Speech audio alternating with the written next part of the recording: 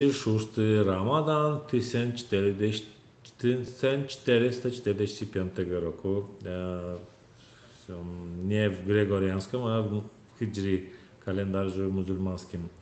I teraz chcę wszystkich pogratulować, że dzisiaj jest taka noc świąteczna, ale przejdziemy do niej chwilę za później i teraz posłuchamy naszego poeta Mahtum Guli Frakiego Balsam gerektir, który oznacza, że chyba powinien przyjść. Barka gerektir. Maymunman bizim yere dostlarım balsamının ama barka gerektir. O olaman ahir iman isterin, kalk kulunun muradını berse gerektir. Bir gün kalk dağının katil şahsı. Bile eşeğine dümürrük takar. Ya mehkumunun tuğunu yıkar, tevçüp yetsal gırsa gerektir. Olu sol dağda yetsal belanı dönür. Yanı baştan dinin sırağı yanar, Medine'de İsa asmanın iner, saf kurup meydanı dursa gerektir. Asmanın Cebrail olur bilir, mehkumun İsa zahan alır, Medine şehrine padişah olur, 40 killat devran sürse gerektir. 40 kilondan odaklarına sakar. Diyalar buğrak, kemderiyalar keper, Yazus, Mezus deyirler, muvzuda opar, mağribtin maşraya yörsüzler. Sağ şeyler, bir film mahdine. Tillerin uğrunun ana aymağı, zaten uğru nerfe varmı imeğe bir yerinin kanın sorsudur. Yavrum yavrum, yerimizin sualır. Veyran vurup beyt dağlar yürülür. Hayvan insan galmı barışık yürülür. Zamanın ahırı olsadır.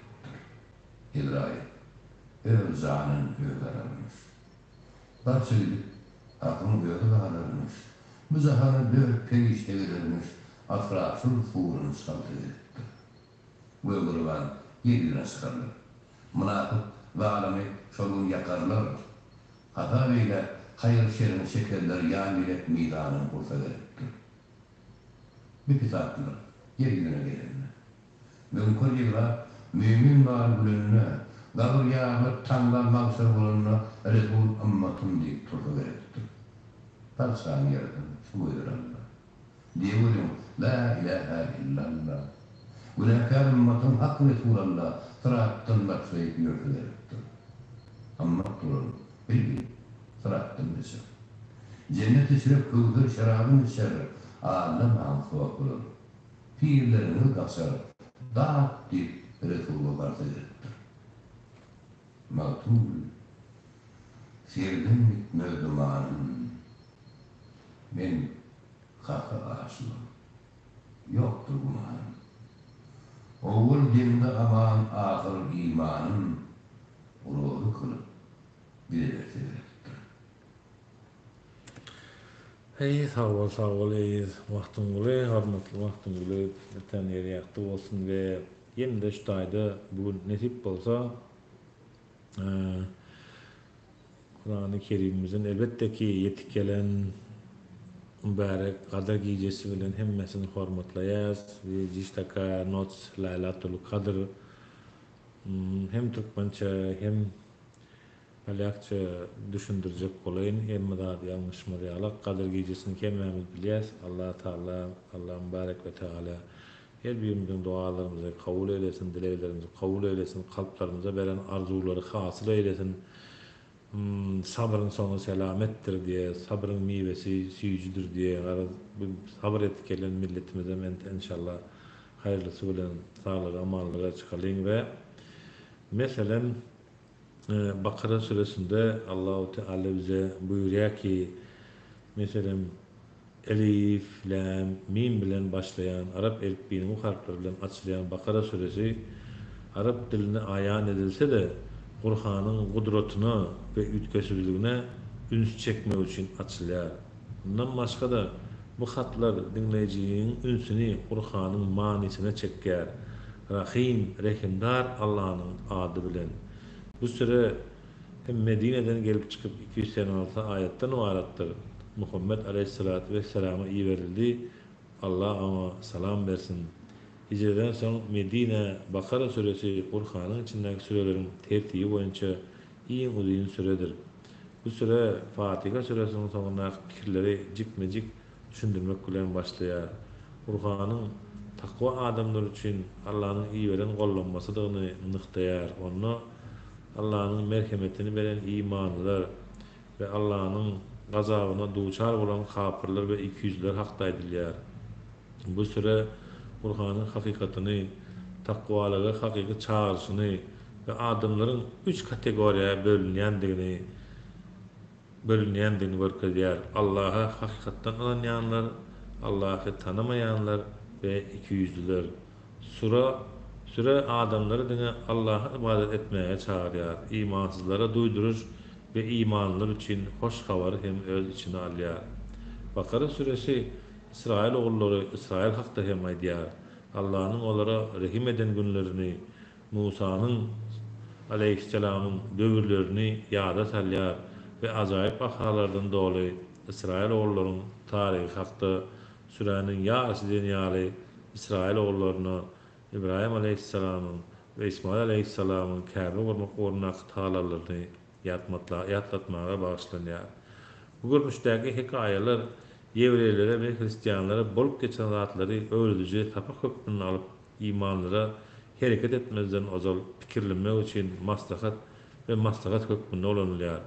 Bu sürede Kur'an halkyna yüzlenme var. İbrahim'in aleyhisselamın yol başçılığı ve nesiller kömegi bilen Musa aleyhisselamın ve Muhammed aleyhissalatu vesselamın arasındaki umumylygy görkezýär ve kıbla hakda gürülüň berýär.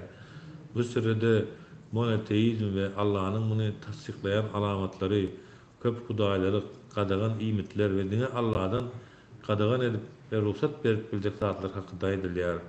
Takwalygyň nämedigini düşündirýär.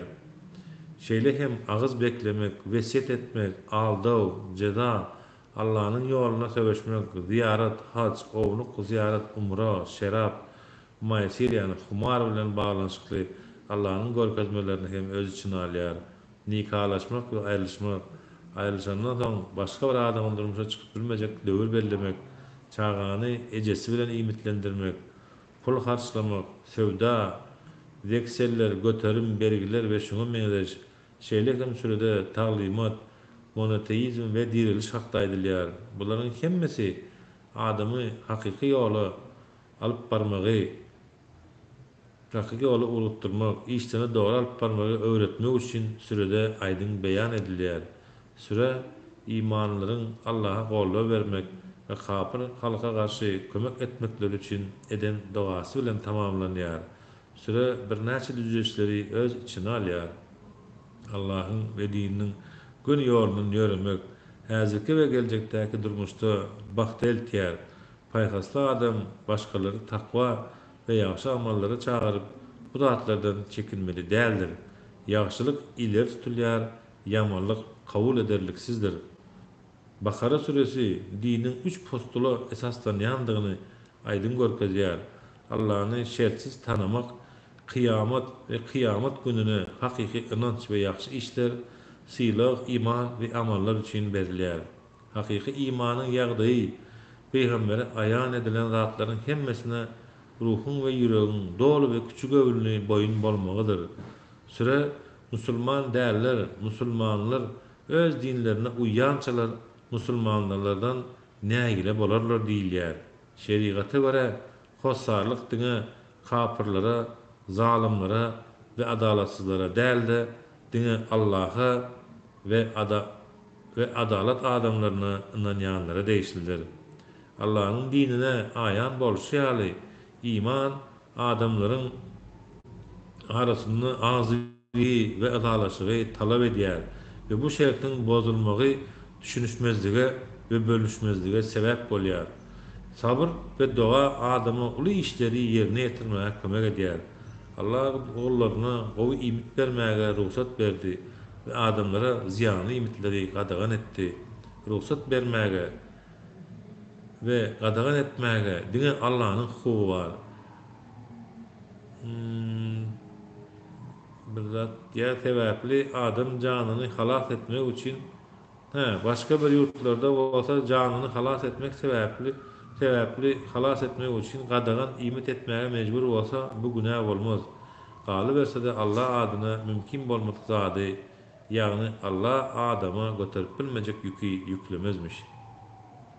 Şeýle hem başgalaryn eden zulümleri üçin hiç kimin cezalandyrylmajakdygy görkezilýär. Ahlaklylyk ýaly hilni görkezýän we adam umumy kabul edilen hereketler arkaly gazanyp boljak maksatlaryna ýetmek üçin özüni zerur däl hoplara sezewar etmeli däldir. Bir musulmanyň özüne we başgalara we gaýradan bolan borçlaryna din zorlugy gadagan edýär. Ýagny dinimiz zorlugy gadagan edýär. Borçlary tölemekligi İslam dine özüni goramak we jemgyýetde İslamyň erkinligini we öz ygtyýarlygyny üpçün etmek üçin söwüşmäge ruhsat berýär. Her bir adam geljekdäki durmuşa taýinlik görüp, bu durmuşda Allah'ın kanunlaryna laýyklykda ýaşamagy synanyşmalydyr. İman ve sabır adalatly ynanýan azyklaryň adalatsız köplükden üstün çykmagyna alyp barýar. Ýagny biz Allah'a inandığımız sürece azlyk hem bolsak adalatyna inandığımız için adalatsız köplüğün üstüne çıkılacaktır inşallah. Ve şu ayda yani şu deg geçecek orada vardı.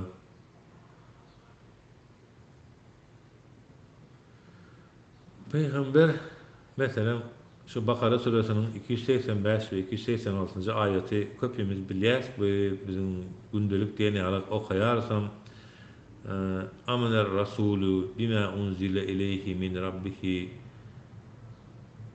kullun amene billahi ve melaiketihi ve kutubihi ve rasulihi vel yevmil ahir Amener Rasulü bima unzile ileyhi min rabbihi vel mu'minun kullun amene billahi ve melaiketihi ve kutubihi ve rasulihi vel yevmil ahir ve rasulihi Tövbe estağfurullah şeytan yandırda. Mesela şol Amen Resulü duasını okanımızda şol Bakara suresinin 285 ve 286. ayetleri diýär ki Peygamber öz Perverdigar tarapyndan özüne indirilen Kur'an'a iman getirdi ve müminler hem iman getirdiler.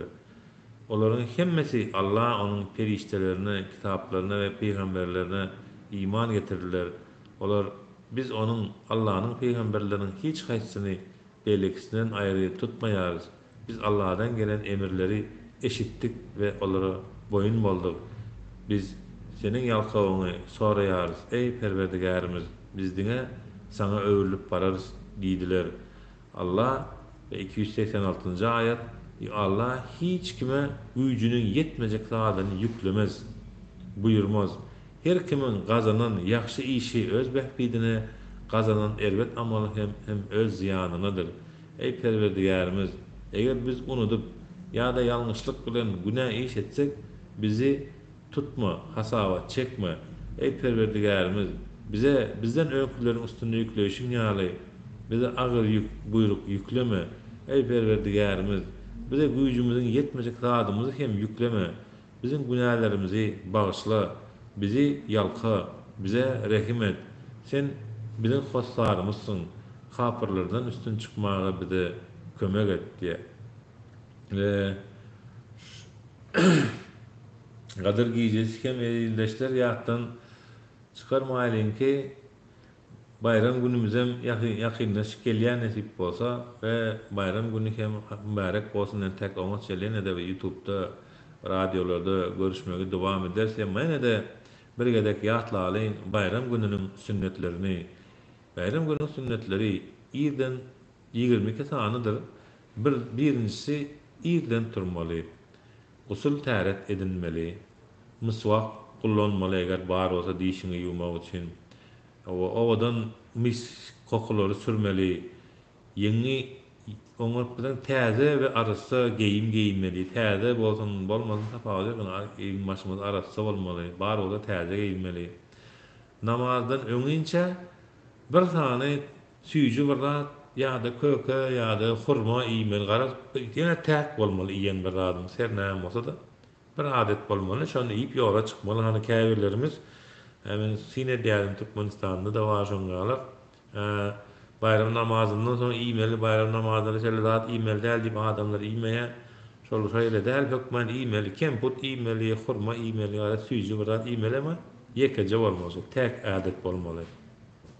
Yüzük takınmaly, mescide ir gitmeli, gidip barýarkan sessizce tekbir getirmeli. Allahu ekber, Allahu ekber, Allahu ekber, Allahu ekber ya da la havle ve la kuvvete illa billahil aliyyil azim ya da la ilahe illallah el melik hakkul mubin Muhammed Resulullah sadıkul vaadil emin ya da Allahu ekber, Allahu ekber, la ilahe illallah vallahu ekber ve lillahil hamd dip aytmaly sessizce ve namazdan dönüşte imam aýdýa we sesli edilýär jemaat bilen ve musulmanlara salam bermeli, güler yüzlü ve mehriban bolmaly, sözlü bolmaly, müminler bilen bayramlaşmaly, garip gatarlara sadaka vermeli, bir arasına urşup kösejenler, öýkeleşip berenler bar bolsa bulary ýaraşdyrmaly, agaýyn garyndaş dogany ziyaret etmeli, ziyarete baran yerlerinde sowgat eltip bermeli, var mümkinçiligi bolduğundan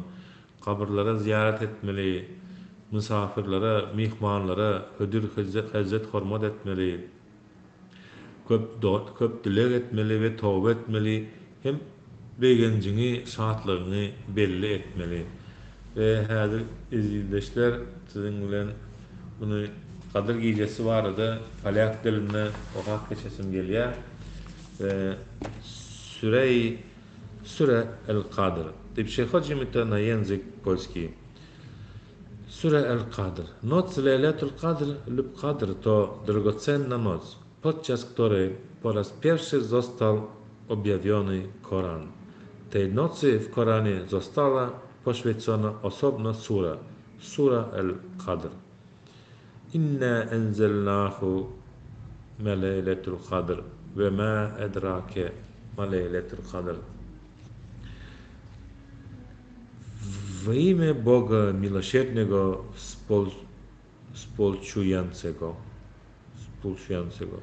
Oto my zesłaliśmy go Koran w noc przeznaczenia i mocy, co pozwoli ci pojąć, czym jest noc przeznaczenia i mocy. Noc przeznaczenia i mocy jest lepsza od 1000 miesięcy. Podczas niej, za pozwoleniem swego Pana, schodzą aniołowie i duch z dekretami dotyczącymi każdej sprawy. Ta noc to czyste miłosierdzie i bezpieczeństwo dla sług, które spędzają na oddawaniu Ci Bogu,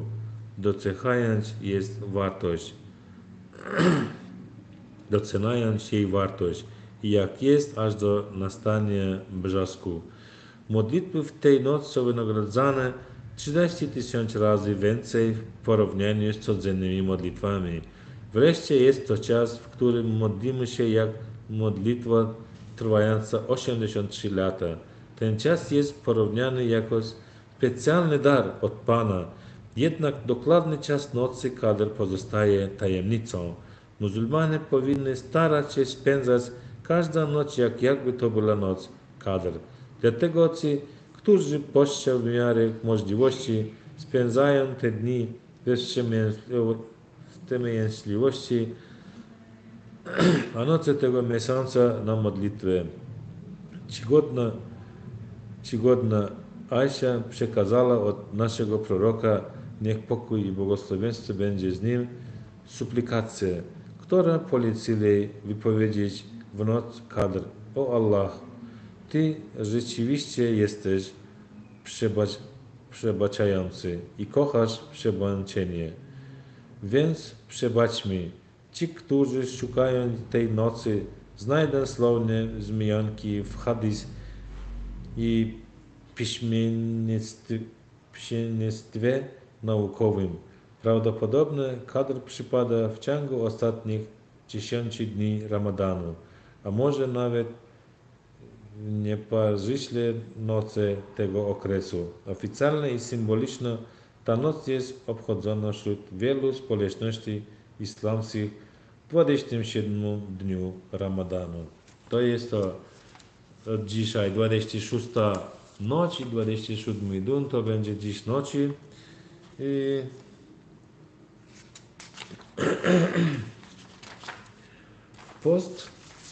o postu trochę porozmawiamy. Post w religiach abrahamowych.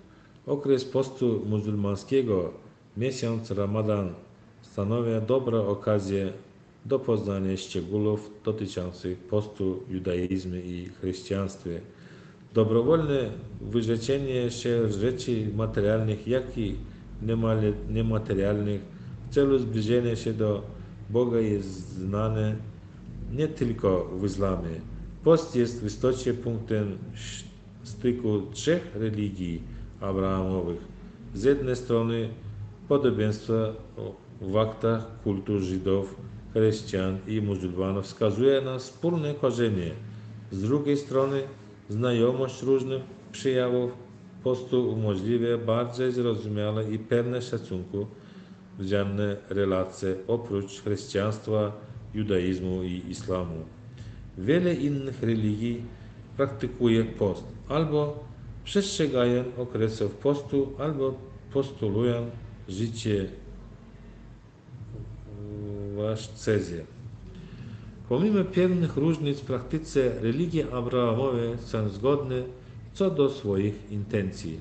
Post powinien powodować zmiany w postawach ludzi wobec Boga, wobec przyrody i wobec środowiska społecznego oraz umacniać ich w relacjach z nimi.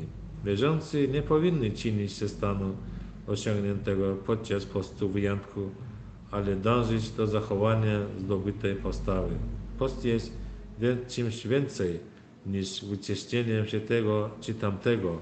Post jest drogą duchową.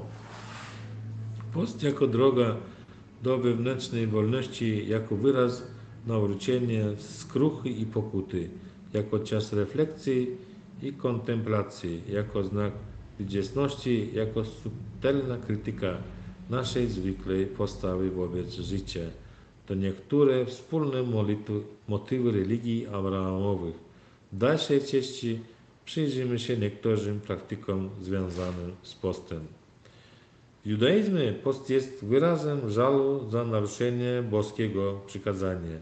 Żydzi poprzez post żalują za swoje grzechy, żalują za dawne występki i mają nadzieję na oczyszczenie.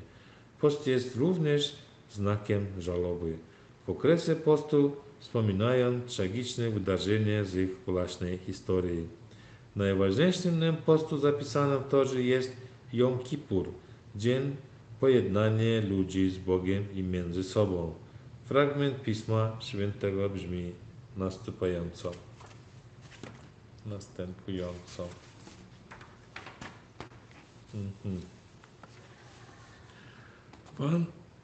Pan rzekł do Mojżesza: 10 dnia 7 miesiąca przypada dzień pojednania. Wówczas odbędzie się święte zgromadzenie. Należy wówczas zachować wstrzemięźliwość i złożyć Panu ofiarę z ognia. Tego właśnie dnia nie wolno wykonywać żadnej pracy, gdyż jest to dzień pojednania, w którym dokonuje się akt przebłagania przed Panem, Bogiem waszym.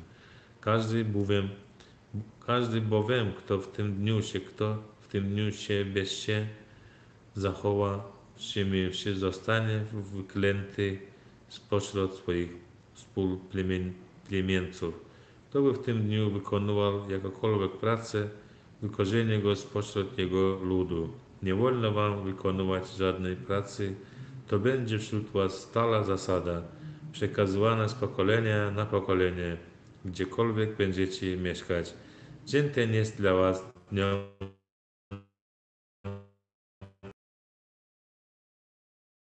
przemyśliwość od wieczora tego dnia, tego miesiąca do wieczoru dnia następnego. Będziecie przestrzegać dnia odpoczynku.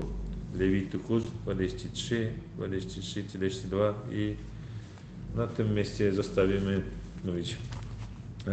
Przepraszam, przechodzimy na język turkmenski ve ildeşler Türkmen diline geçýär. Şaýda oraza hakkında, Ramazan hakkında, ağız beklemek hakkında dinimiz İslam nähili bürýär. Leyletül Kadr gecesinin hem barada gaýdyrly ve belki dinlerde, Hristiyan dininde ve Yahudilerin dininde oraza beklemeklik barada Allah'ın olara kitaplarına veren buyrukları hakkında aýdylyp geçildi ve yine de sizin bilen elbette ki Mahtumulu Prag'dan goşgu dinlesek, bir özümüze gelsek, hem Kur'an elbette ki okamaly, ahir zamanı diýe, ahir zamanı.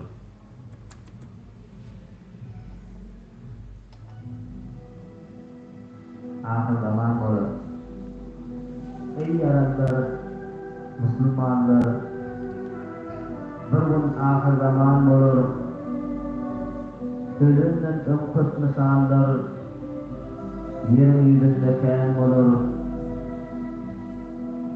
Adalatsız bolar hanlar, bihaya bolar denallar. Köp dökülür nahak kanlar, ilim tän yaman bolar. Kitap iş köp bolar, az bolmaz. Bu ol ýasar bolmaz. Yağmurlar yağar yağar olmaz. Bunun bağda havan olur. Hile eyler, kakar yoldur.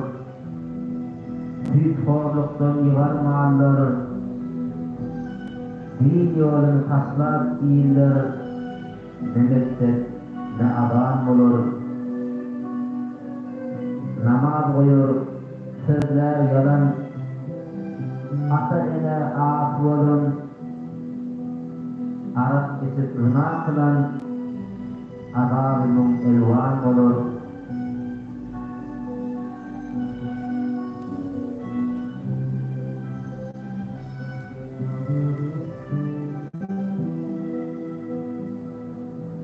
Elin tut tanrı dostunun, ağzı olmasak da dinin, İnşallah mahkum oluyunun din yoldaşı iman olur. Amin, amin. Allah-u Teala ehlimizin din yoldaşımızı iman eylesin inşallah.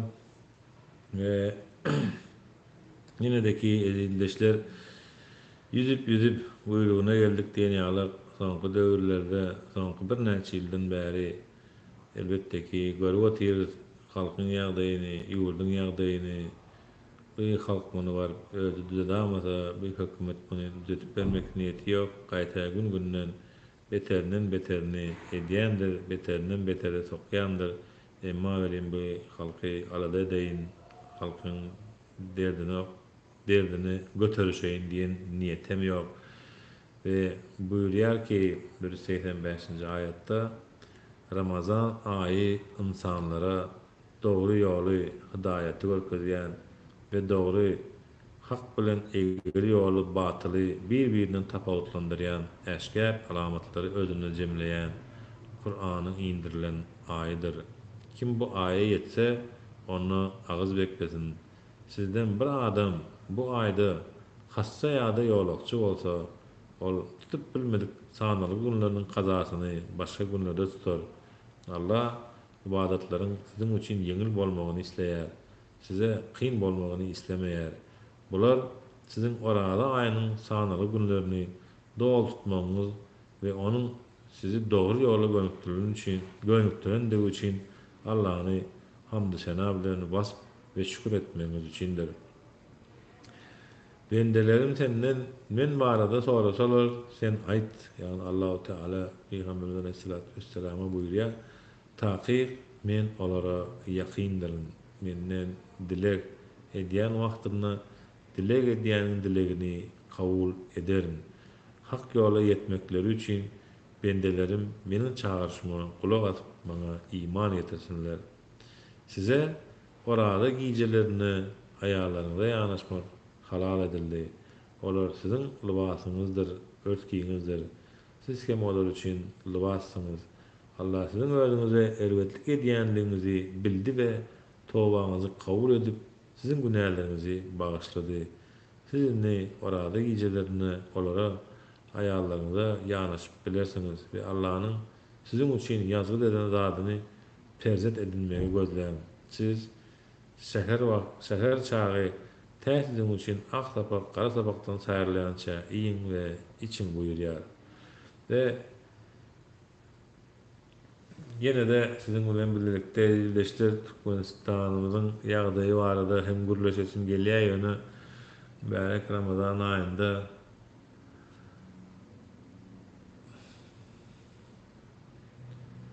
wagtym bolan paragy 5 namaz. Bismillah. Beş namaz. Bir mağtumuri aleyhi rahmanın hak ta'ala buyuruyor. 5 vakit namaz ipayetini. Hak ta'ala buyuruyor. Bennediğe 5 namaz. Bennedinin niyari bir günnäki 5 namaz.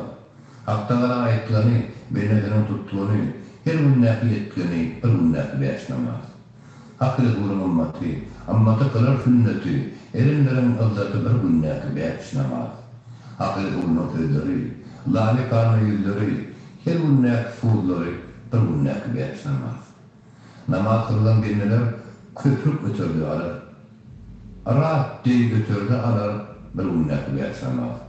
Namaz kılınan hatalar, günah kılınan hatalar, bizzat uyuyun setadır bir günnäki 5 namaz. Erenlerin bedeti, kömürlerin kuvvati, iki zahan dövleti bir günnäki 5 namaz. Alimlerin mundoşu, akılların görülüşü, ağizanın görülüşü bir günnäki 5 namaz. Türkistan Ahmedi, toğun yerde kökbeti, hakkının ağır sünneti bir günnäki 5 namaz. Kırgın nağululuk, sultan baba aynul mülk, hakka sünneti buyurup bir günnäki 5 namaz. Namazdan üstün kılsa, iman takbayı halani, namazlara köpürüzü bir günnäki 5 namaz. Namaz tanrı pirmani, kılsa atar imani, ölmü Kur'an beyani, bir günnäki 5 namaz. Mağtım, beyan kılına, günahların borgoyu al, hakkasında münniyal, bir günnäki 5 namaz.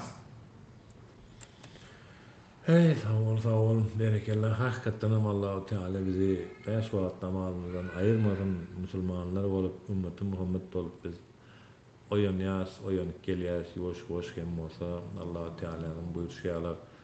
İslam ýerýüzüne eýe boljakdyr, zalymlar islemesek hem İslam nuruny ýaýjakdyr, ähli pünjegine ýetjekdir. Ve yine de mahtum guly Pragadan ýene dowam etjek. Bugün goşgulara bagyş edeli alarak soňky galan bir 15-20 minutumuzy we mahtum gulydan jana geldim.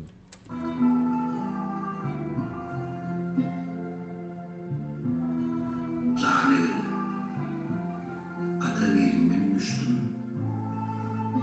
Enerihimleri, kırk kuvan bilen sokup bir zerre kanı geldim. Bir mahayimi canım, derya ummana geldim. Tör dayı, tör sağlattı, diğerinin canı geldim. Dokulay tamam mulli, sonunu canı geldim. Götürdür uçuğu, dindirmeydir, bulatır kunluğu.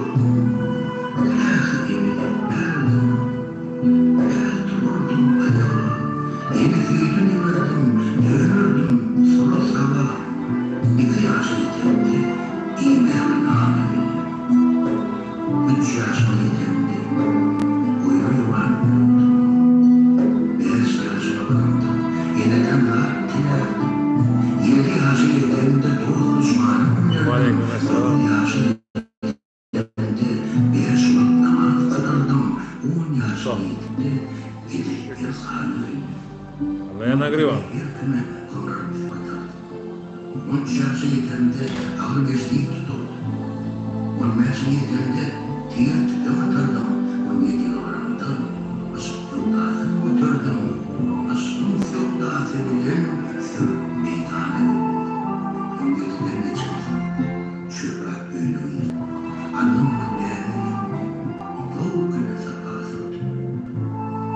Onun soyukluların elman gülünü tiyirdim. Yığını bir yetimle pelek cebini vurdum. Peli var diyar. İki korkana. Otuda yatıyor. Girdi tiyir emanı. Kömür kuru ucuyla bollun değerli divanı. Aklımın yarılgarla sürüp girdim meydana. Üstün tastan kemeğin sıvıştığında merdana. Kırkı yetenle ömrüm okuyup Kur'an edildim. Kırktan ötür oranında gittim yaşına. Deli ölümün sahne. Gerekli yedi düşündüm. Her kim karı diyerdi. Hayran vardı bir işine. Hocam düşmüyor.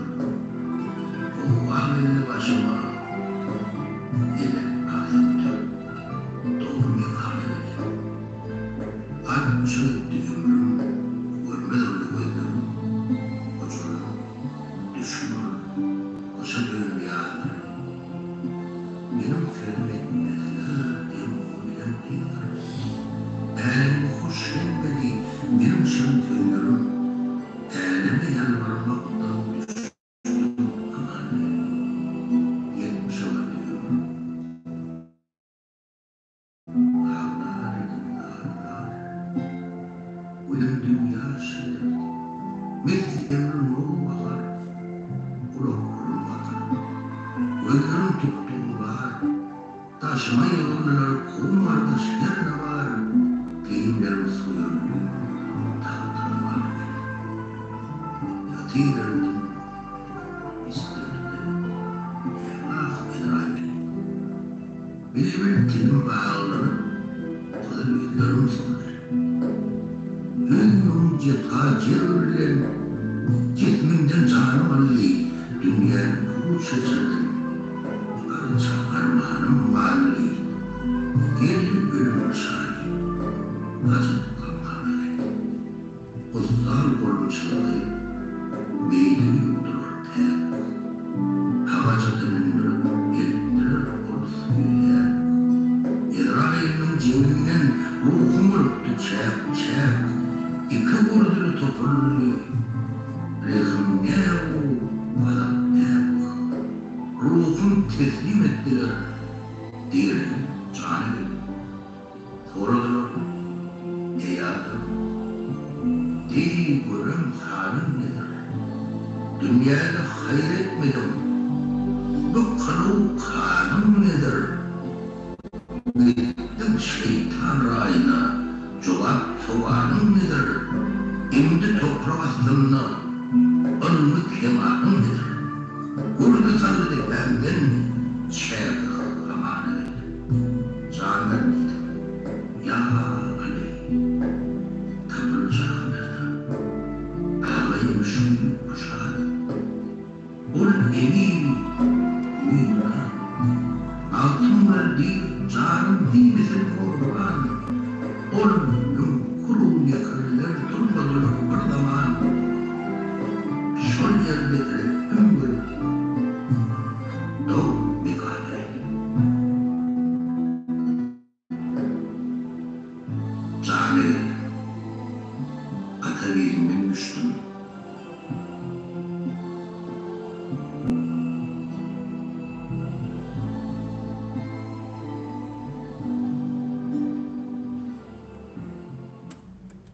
Cana geldim, Atavi'nden düştüm. Hava yoktan bareden Allah-u Teala'ya hamdü senalar olsun, şükürler olsun ki ol bizi var etti ve dönüşümüz hem onadır. İnne lillahi ve inne ileyhi raciun, yani gelişimiz Allah'tan, dönüşümüz hem Allah'adır. Ve bu dünyada sinav dünyasında elbette ki sinavdan bende olmak ve bu sinavdan Allah'ın huzuruna, onun rızasını kazanıp bilecek derecelere yetmek her biri bende müyesser eylesin. Her bir ümmeti Muhammed bendesine, Allah'ın rızasını kazanacak olan bendesine. Yine de şu gününe gelin eyleştir, yine de hoş gören dinleyelim. Ve aleykümselam. Bu arada efidekiler hem sağ olun dinleyenleriniz için. Gelin yine de Mahtum Kulu'dan devam edelim.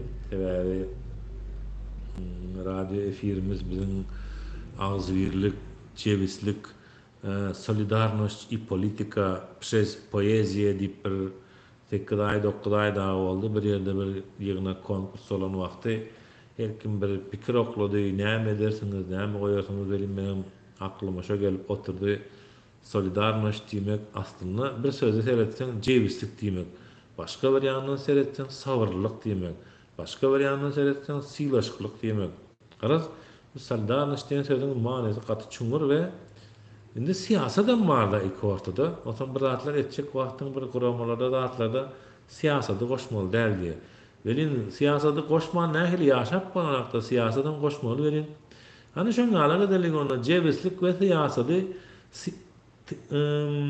poeziýa üstünden, goşgyň üstünden aýdyp bolýam diýende bolýar diýip kabul etdiler we şeýdip solidarność i poeziýa przez politika bolup kaldy, ýagny ağzybirlik, cebislik ve siýasat edebiýat üstü bilen, ýagny we edebiýat üstü bilen diýenimizde bizim bagtymyzda 300 ýyl bundan ýaşap geçen goşgylaryny ýazyp bize wesiýet hökmünde goýup giden Mahtum Ula atamyzdan durmuşdan, imandan, Kur'an'dan, gelecekten, geçmişten nähili bolmaly, näme etmeli ähli zatlar ýazylan we dinide Mahtum Ula Pragadan bir goşgy bilen dowam etjek bolýan. Ol goşgyň amady Rabbi el Ala. Rabbi el Ala. Ey emrinden asman eyni ruhu, senası subhani Rabbi el Ala. Bergar yerken barın huzuda secdeden ser bolmayıp aydar ya Mevla. Ağlı gidadır, hayismin harbu, benim sana dön asman kendilgi, o sana giydilik şimarın zilve zavkuvatlığın fiili dönürdü derya. Ey zatımdın, ağlar eğilir. Mümini mirata mandır. Sen güya miktat sen asların aktır, tatlı tezin anın bilen iktidar. Akıldan pidadır, pervendiyedir. Bollu puş ekline her varak bittir. Hamdıma mevzuda bolup direlleri her yeri barayla tilbilen guya. Yerini yokken iki zakan. Uzurttum barettim zümredenini, iradan eğilmiş usulü kanune bir bağlara sen deneyi bulna. Valtumul, faandın feriş fark etmiş. Benizan yerbin zülme gark etmiş. Zerde okun zan kulki rive terk etmiş. Min şahu bilahu min dilemeva.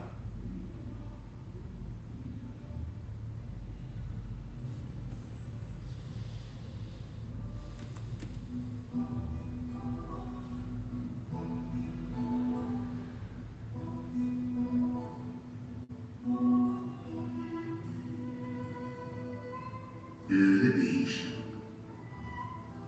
Gökten yukarıdır, arştan aşağıdır. Ey yanına oğlum, öyle bir iş. Hilal'ın navması yüzmü mukami, daim kurulur sağlı bir iş. Kıdır yaşın oğlu kılsa gelmeli, dağlık tertip gün verse yanmalı.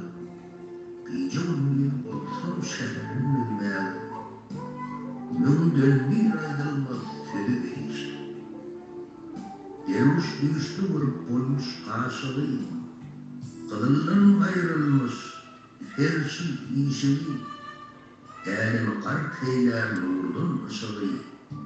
Eğer bir açılsa yeri değiş, kelam içine okuyup aydılmalı. Kulluk çıkırılanlar, en çeşitliler, murassa halkanır neyli küllülür, tükülmez dolmatın ağrı ve hiç. Şerifin aytmağa ağlım dilim yok, hak böyle yakındır, cevap kulum yok, ayrılam yok, karnım yok, ölüm yok, ayrılım, soğulmak, yâr ve şerbetten mecbur olup katılan, kara taşları bağ tutup satılan, Kurban tane etilen, sıypanır, sallanır, gıyır eriştim. Milk seyran için bravatları, gününden artan kuru şahatları, nahli yakut donur bulandı atları, hiç olmamayı derdi toğdu eriştim. Bişri, elvan, elleğin başları, kudretinin bayan olup, göçleri, tayger dünyaya derhem daşları artıktır her yeten çiğnemeyiz. Derloğut nümdür şerar çilen almaz öncü dönür açılan renglim biyaza gülür açılan müslü anmar kokor izleyiştir. Hak kabul edip dostun ağyar hasıl edip her maksadın marun görsedip olmuna halka lidarın budur müminler ve râli değiştir. Altın baskın etmez elleri, dile verirse beyan etse milleleri, acı edenlere, ası onlara, yâre öldü değil, rohta değiştir.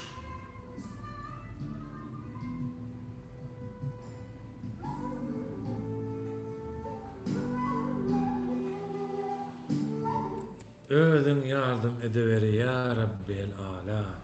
Ya ve yine de şuna dinimizden yine de aytıp geçecek ki Kur'an-ı Kerim'de köpülen yerlerde aydınlık geçilen yani tuzak kurulya Müslümanlara tuzak kuruyalar. Hep de bugünkü günde de biz görüyoruz ki son bir nesilin devamında Dine tuzak kurmak, dine puzurlukların içinde geçipirler, puzurluğundan koyacak değerler daha demekçekler emma bilmezler ki Kur'an-ı Kerim'de Allahu Teala bir neçe yerlerde ayetlerde açık açık görkezdi, açık açık yazdı. Olar näme tuzak tayarlasalar hem näme puzurluk etseler hem asıl imanlı bendelerini Allah Teala koruyacaktır. Onların tuzaklarını kurban edecek değildir. Gerek olsa onları öz tuzaklarına düşürecektir ve inşallah şol hem olacaktır. Ve bugünkü günde biz yakınlaştıkça günümüz geldi da deyinçek seyrediyoruz ki internet aleminde bolduran YouTube'da olsun, TikTok'ta olsun, Instagram'da olsun izleyiciler sizin görüyorsunuz, dinleyorsunuz bolduran atları. Elbette ki yine size aytacak bir adım var. Allah'tan umidinizi kesmeyin hiç kaçın. Allah'tan umidinizi kesmeyin hiç kaçın. Yaltanmasanız vakt tapın, açın, Kur'an okuyun. Türkçe düşünüyor mu? Türkçe oku. Orsça düşünüyor mu? Orsça oku. Arapça düşünüyor mu? Arapça oku. Hiç demesi yok. Allah Teala ben dillere düşünmeyin diyen Allah Teala ehli dillere düşünüyor. Ve bugünkü günde hakikaten yine de bir kadar kadir giyeceğinizden mutlu olacak. Kadir giyeceğim mevzuda de mübarek olsun. Dine bugünkü gün nedir aslında? Şöyle beri aydır gelwati o kadir giycesi sonki 10 günün içinde gizlenilendir. Haýsydygy dolu bir tahkik belli değildir verin. Alimler şeýle netije gelýär. Meselem kim 20-syny 20-sine geçen giyjä diye meselem bärdäki Polşadaky dini alimler diýär ki 27-sinde bolmam mümkin ýa-ni mysal üçin ertire goýanym bar ki Ramazanyň soňuna çelli ştaýdy. Bugün cuma günü olacak olsa, cumartesi, bazar 1, 2, 4 gün var. 3-nji günem nesip olsa bayram namazı. Allahu Teala özü bizleri korusun. Allahu Teala özü bizlere iman, agzybirlik ve cebislik versin. Bu kara niyetli, erbet niyetli, pis niyetli adamların bir şeytana mı hizmet edýärler, nefsine mi hizmet edýärler, kime hizmet edýänen belli däl. Ýa-da ýola çykanna aktivistmen diýip çykyp soň ýoluny ütketip berenler, ýa-da ýurdun içinde oturup o zalim sultana garşy hakykata aýtmaly, zalim sultanyň edýän näde işini ýüzüne aýtmaly. Peygamberimiz Aleyhissalatu vesselam buýrupdyr. Olar gutulanlardyr. Olarda günah bolmaz diýip buýrupdyr. Kim zalim sultanyň gapdaryna durup oňa çepek çalsa, oňa senki dogry, senki gowy edip göteriberse ýa-da daş edebersin, oňa Allah diýip berenem bar, biziň Hudaýymyz diýip berenem bar. Ey zavallylar, akıllanyň. Şu mübarek Ramazan aýynda özüni bağışladyp bilmedik bende ne akmakdyr diýip aýdyp geçipdir Peýgamber aleyhissalatu vesselam. We ýene de Mahtumly Pragadan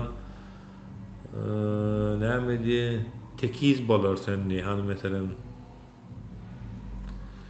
dağlar benetliğine buysanma, günü gelir yerde tekiz bolar senni de Urban olay berdi Muhammedler prezidentliğine buysanma, günü gelir halkın eline düşersen diye.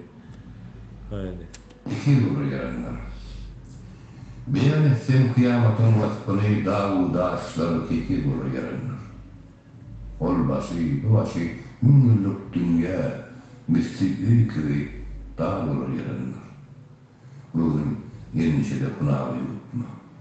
Gecede, gündüzde Hudaýy unutma. Vaadası yok. Bunu ahlası tutma. Aslı bunun bir ufatır yaranlar. Alimmiş, ağırların sultanı. Kim bunlar azatlar tutsar Allah'ını, iş başında aytsa kim Bismillah'ını, kıyamatta golunu tutar yaranlar. Arap dinlesi teyap tutup haklığın. Gün sıkkı insan yatıp Huda yokluğun, Tanrı'nın düşmanı tuğuk saklığın, anın zahı cehennemdir yaranlar. Onun küden boyu, bir torur. O attan bolakar, bolun torlarlar, Arafat sayınına anaforlarlar, bir tor başı yüzünü görür yaranlar. Bir torların küden oyurlar, ağın açıp, kardeşuğurlar uyurlar, kararlar on birden uyurlar, anlam yokordu, haram yaranlar. Balığın topluktan ağdan yaradır. Gayrıyım kötü çekmem, mehnetim artar, barsı birine bir dağın yerde yatar, görmeğin kıyvatına aytmam yaranlar. Hak saklayıp, yumurta bakan ayaktan, saçımın teydelizden dırnaktan, hak saklayıp, yumurta bakan ayaktan, saçımın teydelizden dırnaktan, şuul bul, kapı ağıtılan kuluktan, alır bilen zınhar vermem yaranlar. Niceler ganiler oluplar şeyda, ata yine ağa ini bir perva, kıyamatı okusan tapar peyda, zanime delalet korur yaranlar. Ayrı verken gidar olmak bilirler. Süleyman'ın iyisidir, kebuter, atı yönetim ağırdan pervenitler, tanrıda solar didar olmak yaranlar. Benim bu sözümü eşitleyen hayran, dünyası kişinin sonudur buyuran, gıybat kışbinler ağda köpçenin gözük iyisidir durum yaranlar. Bendirir sıratta ilerler tuşman, bir namazlar gârma doğruluktan aman, kimin yetilinden bir vursa Kur'an sağın, barsı meşgul asan olur yaranlar. Mağdumul, mesut geçmeyi bu bağlıdır. Bir namaz yollosu ilan isyanlar, 3000 yıl sırattır, udoktur yollar, 15.000 yılla şah olur yaranlar. 3000 yıl sırattır. Yani bu dünyanın hem 3000 yıl değil, ama dünyanın 3 yılı, bizim bu dünyamızın neçe yüz yılı, neçe güne beraber belli değil. Yani neçe yüz yılı o dünyanın, mesela bu dünyanın diğer Peygamber aleyhissalatu vesselam hadis-i şerifinde misal getirenler, bu dünya çölde varyan bir yolakçının bir ağacın kölegesinde oturup dinç alıp yine de devam edişi yarıdır diye. Yani 3000 yıllık yol hem karışyandır ve bunu hem biz basın hem geçip biliriz, yuvaştan hem geçip biliriz. Ve şunun için yine de yattan çıkarmayalım. Allah-u Teala Kur'an-ı Kerim'de bildirip koydu. En barkisi Haç suresinin 38. ayetinde diyor ki, şüphesiz Allah müminleri daima korap, müdafaa edecektir. Çünkü Allah hiçbir haini ve nankörü sevmez diye. Ve şunun bilen elleşler yine de Mahtumly Prag'a gidiyoruz ve Mahtumly Prag'nın sonki goşkusu bilen çıkışımızı yapıyoruz. Sebebi gezekteki dostumuz var. Ya Resulüm, ya Resul bilen devam tamamlayacağız. Sağ olun, Allah'a emanet olun. Ya Allah ya nasip belki önümüzdeki cuma günü bir radyoda görüşeriz. Belki Allah kerim Türkmenistan'da görüşecek günümüz hem yakınlaşıp gelýändir. Yeter ki Allah'a olan imanımızı eksilmesin ve Allah Teala Kur'an-ı Kerim'de kalplerini imanlı bendelerimin kalplerini birleştirip bir araya getiren diyen fermanına inanalım ve yolumuz açık olsun. Allah dostumuz olsun inşallah. Bir namazlar ve püspücurluk edenler, içyanlar, çıyanlar bizden uzarakta geçsinler. Ya Resul, ümidim zalim senin yolunda kurban ya Resul. Her ne kim kıldan cipa, bizara derman ya Resul. Söylen bari eylemiştir, seni Rahman ya Resul. Kulluğunda intidardır uslu uzadan ya Resul. Ol azap yenlardan bolmuş senin yolu gıyra. Yolunu kılmış Huda, sevduğu ağlı hembara. Sen ki geldin dünyaya bir aleme yandı sıra şükrullah tâbe yani bollu zakın ya Resul. Dört ile büyürüm. Her lahfa akkıllın içi. Ahmın derman oğul ağında veyten bozu. Her zaman mağız cimarın düşüme girme giyice. Gâri ol. Ömün söküm zalimde armağan ya Resul. Gâri yığla yuvan hem İhteyedirilen seni. Bir elillik işiretten köp koymuğunu kâri meni. Hem gene midan çekilip. Olu mağsarını köp ananızın sen dururken ulu divan ya Resul. Aşığı hu di boluğu mağrifet gülü. Bir elilliği şerenin bir tıkanı yetereli. Ahu ifkanın senin kim yad edip mağtımını gam içinde şeyler var bimaru hayran ya Resul. Euzubillahimineşşeytanirracim. Bismillahirrahmanirrahim. Elhamdülillah rabbil alemin. Rahmanirrahim. Maliki yevmiddin. İyyâke na'budu ve iyyâke nestaîn. İhdinas sıratal mustakîm. Sıratal lezîne en'amte aleyhim gayril mağdûbi aleyhim veleddâllîn. Okunmuş olan kelamlar edilen dilekler kabul olsun ey Allah'ım ya Rabbim. Allahümme eşkili zalimine biz zalimin ve ehricne min beynihim salimin. Rabbena atina fid dünya haseneten ve fil ahireti haseneten ve qina azabennar. Rabbena ighfir li ve li ve lideyye min sâb rahmetike erhamer rahimin. Allahümme la tuhşuna rahşet iman. Allahu ekber. Kim elbet niyet eden bolsa niyetinden tapsın. Kim Türkmen halkına tuzak kuryan bolsa öz tuzağına öz düşsün. Türkmen halkı inşallah yakın günlerde sağ salamatlıkta erkinliğe, rahatlığa kavuşsun. Amin ya Rabbil alemin. Sağ olun. Allah'a emanetsiniz.